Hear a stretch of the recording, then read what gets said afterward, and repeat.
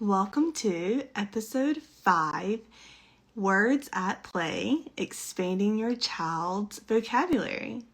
I'm so happy to have you here and so glad that you are tuning into today's episode of Learn Literacy Live. Okay, so we're going to go ahead and dive into what vocabulary is, why it's important, and what we can do as parents to support our child's vocabulary growth. How it goes from the words that we can barely understand to the sentences and stories that never end. Am I right? Okay, so vocabulary is your child's ability to understand words and use those words in communicating their thoughts and needs. We think of vocabulary as a way that kids can understand their feelings, the way that they can understand things around them, and a way that they can communicate with others. It's very normal and common for us to think that little kids need little words, right? We don't want to confuse them. We want them to understand what we are saying in an easy way.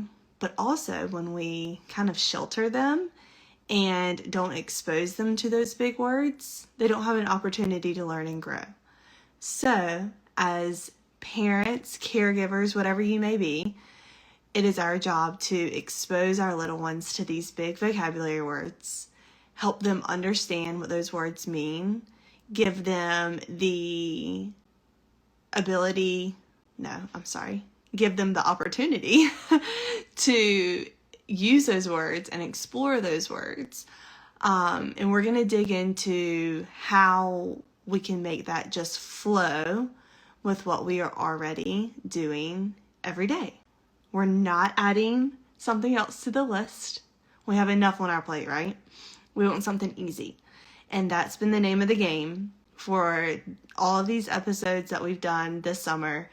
We are using what we have, adding a little bit more intention, and seeing what kind of difference that makes in our child's literacy development and developing those early literacy skills for our little ones.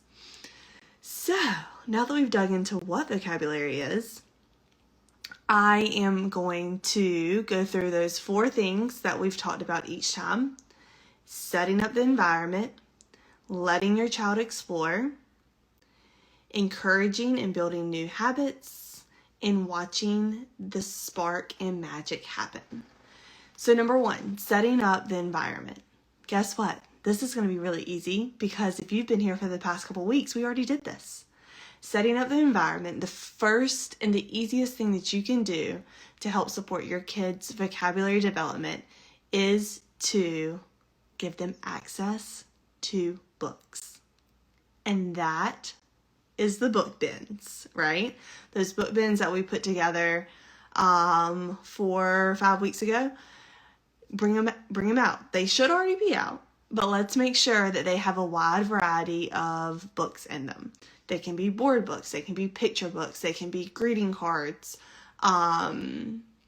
they can be photo albums that don't have words, but you could let your kids write sentences to match a sticky note. Take a photo album, help your child write a sentence on a sticky note, stick it on the picture, and you're turning a photo album into a book. We are going to use those book bins to make sure that they are being exposed to these words. We are going to encourage that they browse those, right? But we are also going to let your child explore those. And so we've taken the book bins and the environment. Now we want them to explore. And a way that you can really encourage this is by sitting down and doing what us teachers called an interactive read aloud. We don't have to do this every time. And it might be that you don't do it for the whole book, but you focus on a couple pages that you give more intention and more conversation to. Those couple pages we are going to dig into. We're going to make sure if we read a word that we already know in our head is a big word and our child might not know what that word means, we are going to pause, talk through that word, and make sure that they understand what that word means, and then use it in a sentence. Relate it to them. If the word is gigantic and you're reading it in a book, what does gigantic mean? Do you know what gigantic means? Gigantic means really big. Can you think of something that's gigantic? And if they can't think of anything, then you kind of steer them to the answer. Can you think of an animal that we might see that's gigantic? And then you can keep giving clues until they guess. An animal that's gray. An animal that has a long trunk. An elephant. An elephant is gigantic. And now they have that word, and they have a picture of an elephant in their head, and they're putting the two together and making that connection. Gigantic means really big, like an elephant. And then you could even say, can you think of something gigantic around us? It could be a tree. They might say that, I'm trying to think of what else could be gigantic off the top of my head. To little kids, anything can be gigantic, right? So we're taking that word, we're taking an object, we're helping them build that context and make that connection so that they can remember that big word. So that's our interactive read aloud. You can even relate that to how a character may be feeling. You can say, how do you think whoever in the book is feeling?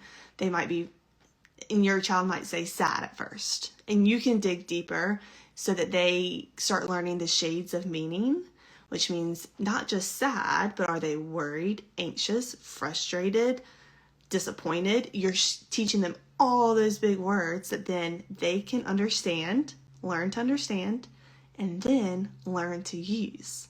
So when they get sad and you're trying to figure out what's wrong, they can use a deeper word that gives you more of an insight as to what they may need. Do you see how all this is clicking together? So those interactive read alouds, number one way to start building vocabulary in an organic way that doesn't feel like, oh, we're sitting down right now and we're doing vocabulary. No, we're not doing flashcards. We're not downloading a certain app that's focused on vocabulary. We are just taking what we're already doing, putting a little bit more intention on it, and seeing how that can give us a big difference. Okay, so we've got our environment, our book bins. We've got number 2 was engaging with a interactive read aloud. Number 3, letting them explore, giving them the time, building this into our day so that they have the opportunity to create these new habits. And that's exactly what our freebie is today.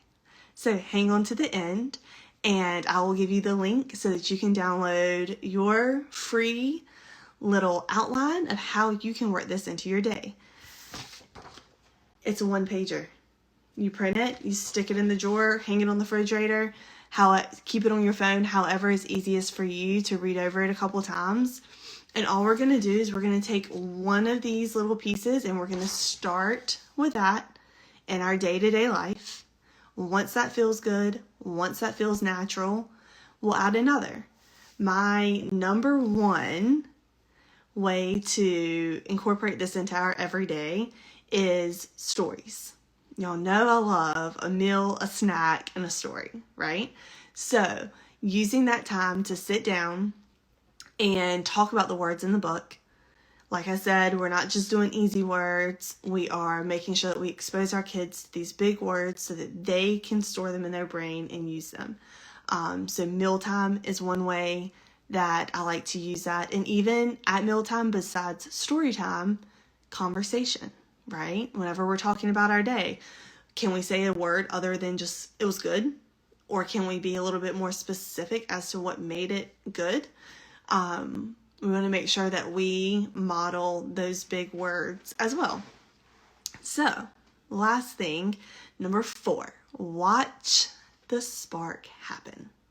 Watch the spark and the magic just happen, because all of a sudden, you're going to hear your little one say words that you didn't even know that they were listening to. And you're going to say, what? It happened to me last week. I asked my little guy to do something, and he like put his head down and he said, "That's impossible." He's 3 years old. I've never taught him the word impossible. I have no idea where he heard that, but it stuck. And it was like kind of in the right context. It was more so he didn't want to do it, but I laughed at myself because the little 3-year-old told me that something was impossible because he didn't want to do it. So you're going to love just like hearing these big old words come out of your little one's mouth in the right way, right? So those are the 4 ways that we are going to help put this vocabulary practice in with our day-to-day life, not adding anything extra. We're just taking the little things and adding more purpose to it, being a little bit more intentional, and watch the learning happen.